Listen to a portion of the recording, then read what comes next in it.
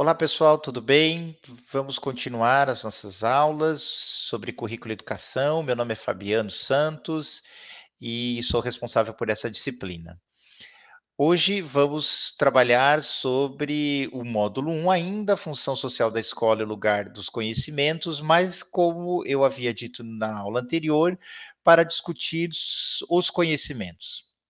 Lembrando que na aula anterior discutimos sobre a função social da escola, o papel do trabalho na transformação da natureza humana, e a função, né, o papel da escola e da educação. Hoje vamos falar um pouco sobre o conhecimento. O que é esse conhecimento que faz parte do currículo, que faz parte do processo de assimilação daquilo que o ser humano produziu historicamente. Então, a unidade 2, conhecimentos específicos, artísticos e filosóficos na constituição do currículo escolar. A aula de hoje está dividida em 2 tópicos. No primeiro, eu vou falar com vocês sobre o conhecimento especificamente, e depois vou falar para vocês um conceito que muda um pouco o termo utilizado, mas que a ideia é a mesma. Aqui estamos trabalhando com a ideia da professora Nerite Saviani, transposição didática. Muito bem. O conhecimento, ele é um tópico que acompanha a história do próprio ser humano, né? Na medida em que nós, seres humanos, lembra no último encontro? Na medida em que nós, seres humanos, vamos nos transformando seres humanos, novas preocupações que antes não existiam vão surgindo. Então, se antes, enquanto seres humanos, nós nos adaptávamos à natureza, assim como os animais hoje fazem, na medida que nós vamos nos distanciando dessa primeira natureza, né, e vamos construindo uma natureza humana e transformando a natureza para atender às nossas necessidades, nós vamos criando outras necessidades. Uma dessas necessidades é conhecer o mundo que está em nosso entorno, conhecer como funciona o meio ambiente, como funciona, por que, que escurece, por que, que amanhece, por que chove, por que fica muito tempo sem chover, né? São perguntas, e aí eu estou usando de forma intencional, são perguntas da natureza que foram também as primeiras perguntas feitas pelo ser humano nesta tentativa de conhecer melhor a realidade em que nós vivemos e que nos rodeia, né? Em tempos remotos, não havia preocupação sobre o conhecimento das coisas. Primeiro, porque nós não tínhamos uma consciência humana, né, construída.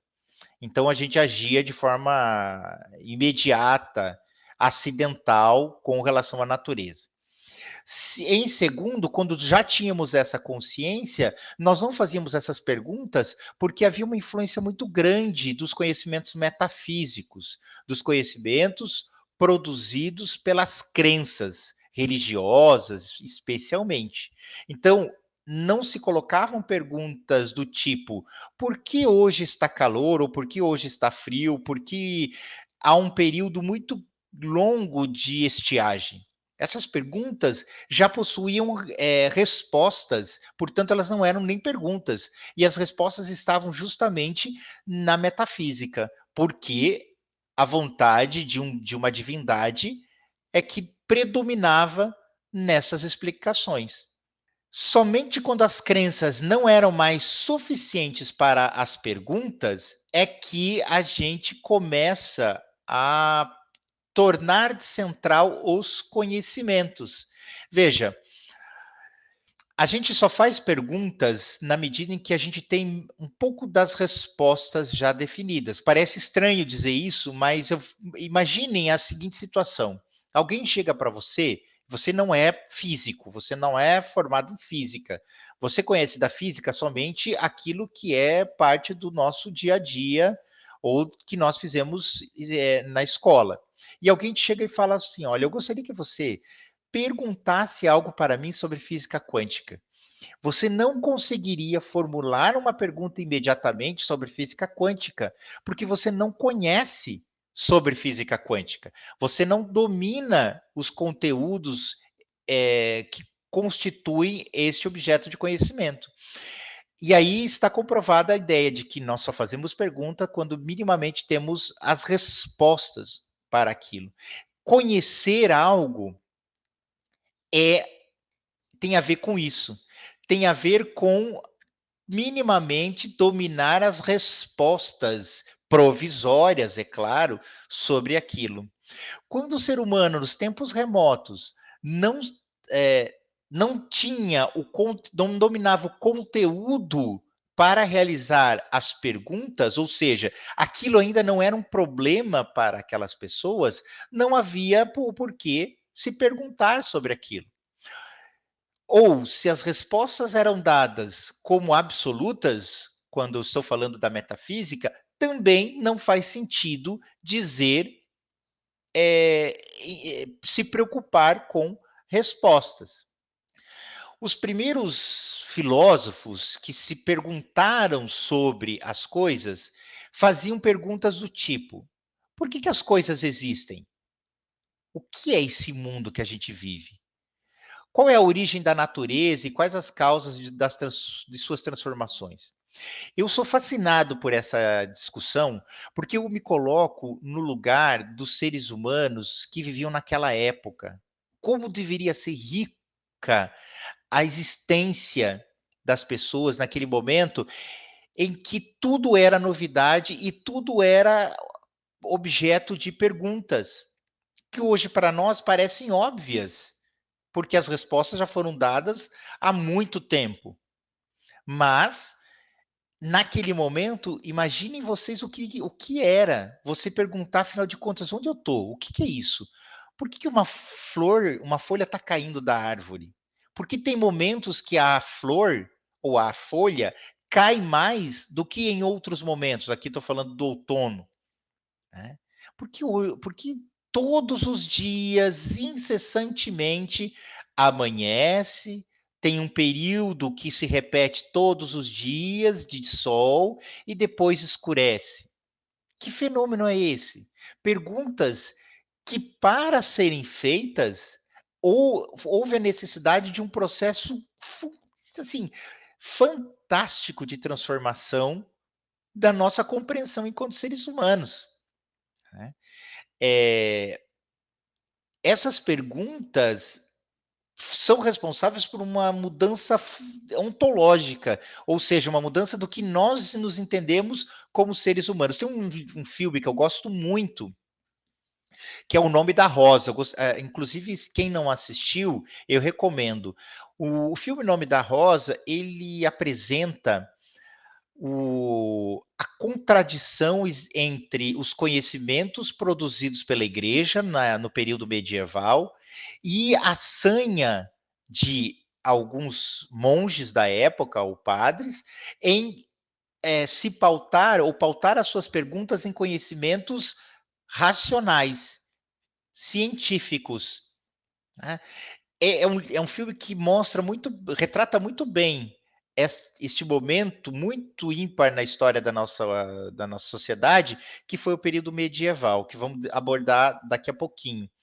Mas é legal perceber que, naquele momento do filme, essas perguntas que o ser humano fazia lá no passado passam a fazer sentido para aquele. É o Sean Connery, passa a fazer para o Sean Connery.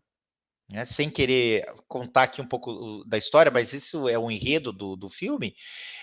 Alguns assassinatos começam a acontecer e aqueles que acreditam no conhecimento metafísico vão dizer que é castigo divino. E o Sean Connery vai se perguntar, mas será? O que está acontecendo? Ele chega lá naquele monastério para tentar investigar e usa de métodos científicos e não metafísicos. Tá? Vale muito a pena a leitura não, assistir esse vídeo, tá? Muito bem. As primeiras preocupações, então, são os filósofos da natureza. As primeiras preocupações eram com a ordem do mundo, com o cosmos. Posteriormente, era o próprio cosmos, ou seja, o mundo, né? Como que nós nos colocamos nesse mundo, como nós vivemos neste mundo. Então, num primeiro momento, não se perguntava se podemos conhecer ou não o ser. Este conhecimento já estava dado por uma crença. E aí eu estou falando não uma crença, eu não estou falando do período medieval, que era a Igreja Católica. Eu estou falando do período muito anterior, em que crenças, por exemplo, da natureza mesmo. Era o fogo, Deus terra, Deus água, Deus ar. Tudo isso era responsável por explicar por que anoitece, porque amanhece, porque pega fogo quando cai um raio, castigos. Né? Isso era o entendimento que se tinha da época. Partia-se do pressuposto de que éramos a imagem e semelhança de diferentes divindades. E como não havia um distanciamento entre o que nós éramos e a imagem que as crenças faziam do que nós éramos, não havia essa distinção, o que nós éramos era efetivamente o que as pessoas acreditavam por meio de divindades. Tá? Não havia, portanto, ainda um conhecimento mais elaborado sobre isso. Depois, o conhecimento sobre o ser surge, e o nome para esta ciência é dado como ontologia. Ontologia tem a ver com o conhecimento da origem das coisas. Então, quando a gente fala em ontologia do ser social, estamos falando em conhecimento sobre a origem do ser humano, enquanto ser social, que é um pouco do objeto da aula anterior, né? Como que nós vamos nos tornando seres humanos. Então, os filósofos da natureza, eles começaram a se perguntar sobre esse distanciamento, né? Quer dizer, eles começaram a se preocupar não mais com a imagem que nós fazíamos com base nas crenças da realidade, mas uma imagem desta realidade como ela era propriamente dito. E aí eu vou usar um pouco o Heráclito para explicar esse distanciamento. O Heráclito, num momento, ele diz o seguinte: nós não podemos nos banhar duas vezes no mesmo rio, porque nem as águas são as mesmas, nem nós somos os mesmos. Percebam que aqui há um salto ontológico em termos de compreensão da realidade. Porque o Heráclito está percebendo o movimento das coisas. E aí, quando eu digo o movimento das coisas, não é mais uma fotografia que se tirava com as crenças. As coisas são porque são, ponto final. Não tinha uma reticência, não havia um ponto de interrogação. Aqui não. Aqui o Heráclito já está colocando para nós uma outra problemática de movimento, uma problemática que coloca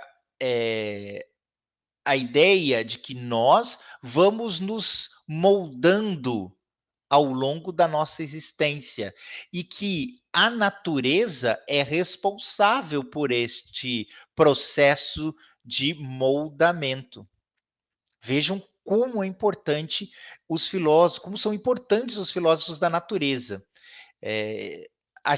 Tem eu vou colocar aqui outros, né? O Parmênides de Eleia, quando vai falar sobre o conhecimento e a identidade e imutabilidade dos conhecimentos.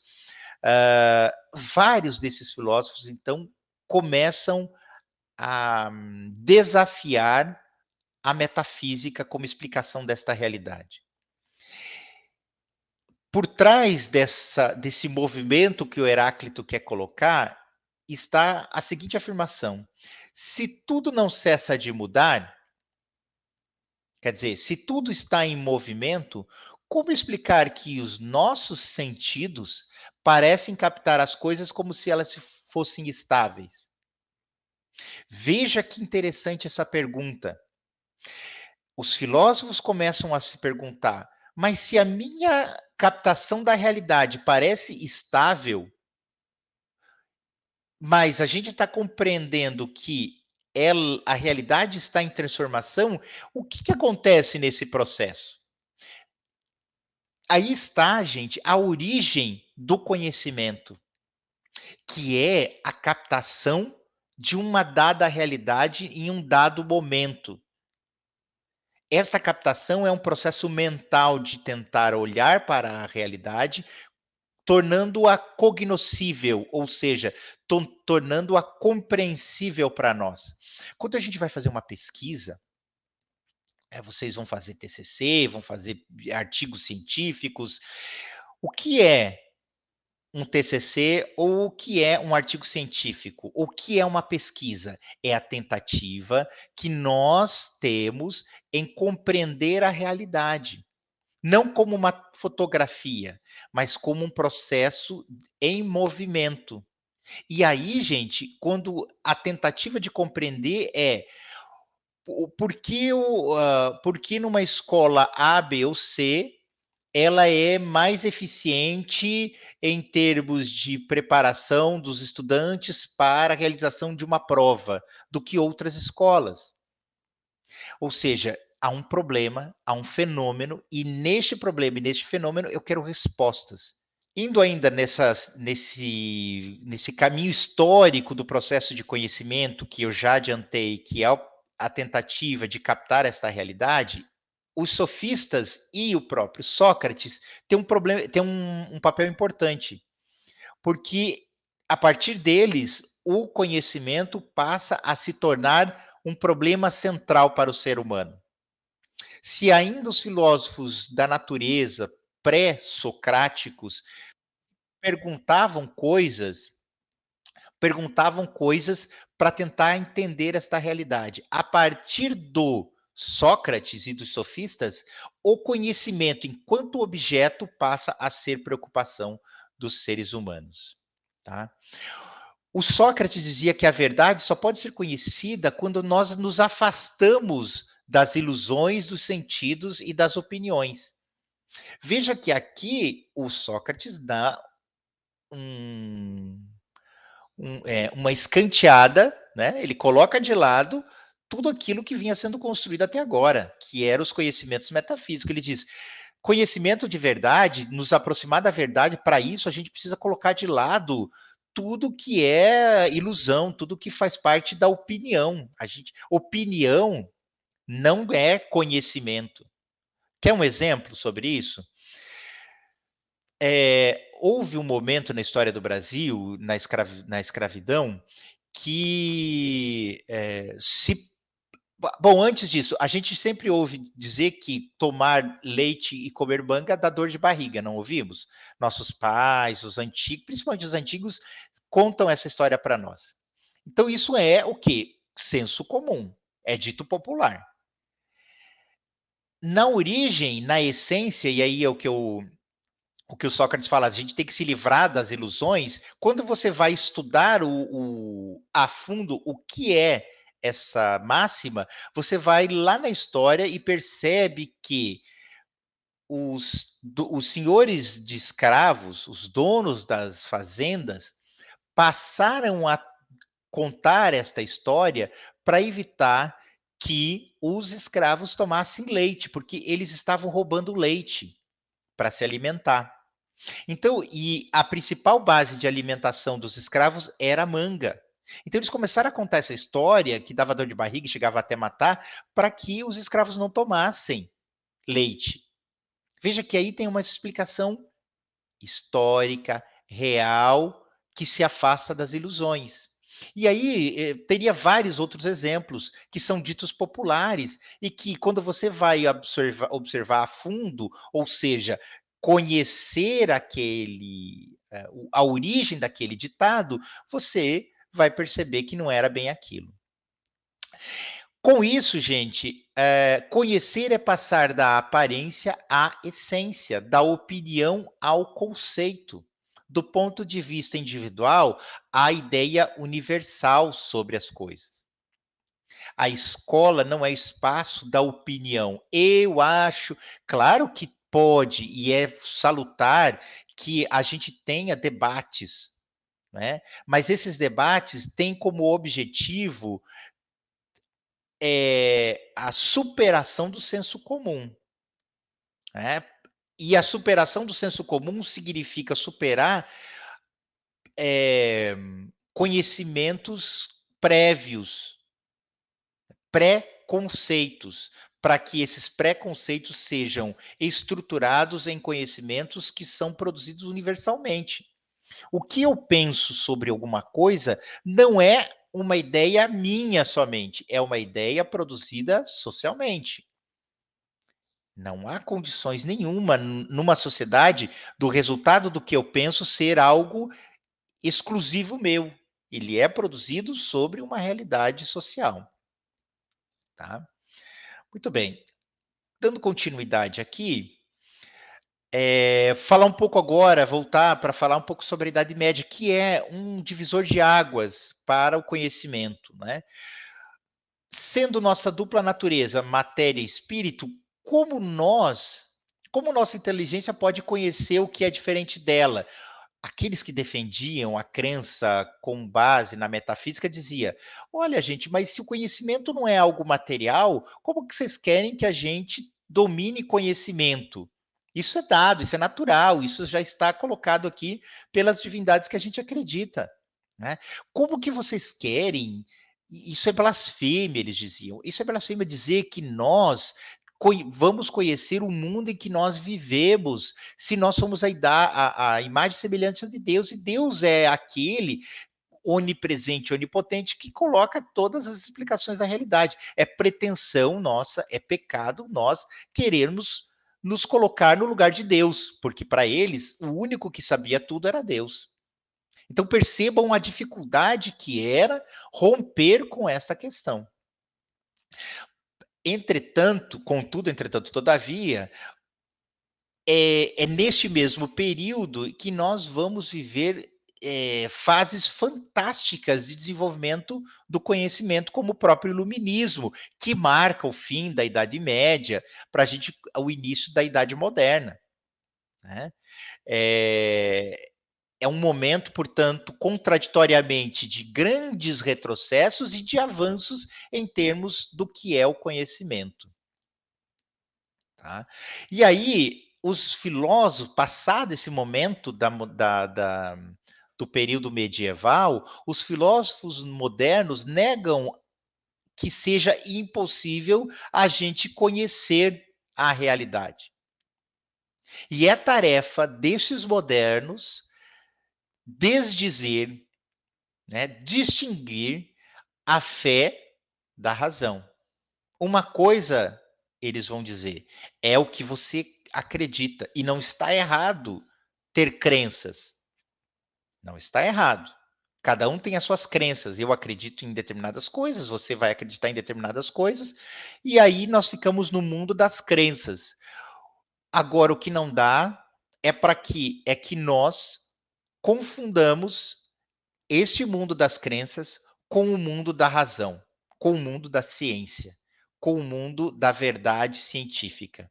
E aí vem o papel importante da escola, da educação, para, como nós vimos no último encontro, para superar isso, para superar uma fase que ficou conhecida na história como a fase das trevas, que é a Idade Medieval, para o mundo das luzes, né? O mundo do iluminismo, da crença da ciência como conhecimento explicativo mais próximo da realidade. Aí, gente, a gente vai para um último tópico da aula, que é o seguinte. Ok, Fabiano, mas esses conhecimentos científicos que você falou até agora, que são importantes, que se afastam do conhecimento metafísico, são esses conhecimentos aqueles que são trabalhados na escola? Ou seja, o mesmo conhecimento responsável pela formação de um físico é o conhecimento que o professor de física vai transmitir aos seus alunos no ensino médio? E eu vou dizer para vocês, sim e não. Por que sim e não? Porque, primeiro, deixem isso muito marcado na sua mente. Eu não estou aqui, não vou falar aqui de um processo de simplificação do conhecimento. Eu vou falar aqui de um processo de adaptação do conhecimento. Portanto, quando eu digo sim, é porque os mesmos conhecimentos físicos que formam o físico são os conhecimentos que vão formar o aluno do ensino médio. E não são ao mesmo tempo, porque como são transmitidos esses conhecimentos é que sofrem transformações. Tá? Lembra vocês que o Saviani, lá no primeiro encontro, disse da importância de pensar a escola por meio dos conhecimentos científicos e das formas mais adequadas para garantir esse conhecimento? É deste segundo objeto é que vamos falar agora, ou seja, daquilo que a gente conhece como transposição didática. No início dessa aula, eu disse para vocês que esse termo pode ser usado de diferentes formas. Eu estou usando o termo que é o termo que a professora Nerite Saviani trabalha no seu texto. O saber escolar se estrutura na relação com outros saberes, os saberes científicos, sistematizados, metódicos e rigorosos, que a gente já falou. Saberes espontâneos, cotidianos, comuns, é pontapé inicial do processo de ensino-aprendizagem dos estudantes. A gente deve partir desses conhecimentos que o aluno já sabe, mas não devemos permanecer neles. A gente já discutiu isso. Não podemos permanecer, a gente vai avançar em relação a esses conhecimentos prévios que o estudante já tem. Bom, o que é então transposição didática? São os conhecimentos científicos transpostos para a escola. Sofrem um processo de didatização. O ensino científico tem por objetivo dotar os estudantes de chaves essenciais para a solução de questões científicas e técnicas do cotidiano. Então, quando a gente está falando de conhecimentos e desse processo científico e desse processo de didatização, são processos de adaptação do conhecimento, processos em que a gente torna cognoscível, compreensível os conhecimentos produzidos na ciência para a escola. Então, as disciplinas escolares que constituem o currículo nada mais são do que o conjunto de saberes de uma área, organizados especialmente para ser ensinado e aprendido. Quando nós, então, chegamos àquela definição na aula anterior de currículo, a gente aprofunda esta definição aqui, dizendo que são conjunto de conhecimentos científicos, né, que não são acidentais, como diz o Saviani, e que sofrem um processo de organização, voltados para o ensino e a aprendizagem. Tá? Os saberes científicos, então, são um conjunto de postulados, conceitos, leis e princípios de uma ciência. Já os saberes escolares abrangem todo este conjunto de conhecimentos, mas que são organizados para um fim. Tá? A principal tarefa, então, do ensino escolar é destacar para os estudantes as propriedades diretas das coisas, desses conhecimentos, e as possíveis interpretações dos conceitos teóricos que envolvem este conhecimento científico. Né? Então, veja que como é importante pensar, você, professora, professor em formação, pensar que currículo é constituído por conhecimentos que, ao longo da sua constituição, formam uma base de aspectos conceituais que devem ser transmitidos aos estudantes. Transmitir não é colocar ipsis literis o que é dado na ciência para o estudante, é fazer todo esse processo de didatização. Então, para ir concluindo, em termos de currículo e de disciplina escolar, o que são essas disciplinas? Nada mais do que os fundamentos de uma ou mais disciplina científica. Né? Elas não são cópia das referências, da ciência de referência. Tá? Então, quando eu falo de física no ensino médio, ela não é a cópia do conhecimento físico para os físicos. Nem todas têm por conteúdo essencial os fundamentos das ciências. Por exemplo, a linguística pressupõe aspectos que não constam nas disciplinas científicas, como hábitos, habilidades, tarefas investigativas, que nem sempre estão colocadas nas disciplinas científicas. É por isso que nós estamos falando de disciplinas escolares, que passaram por esse processo de didatização do conhecimento. Né?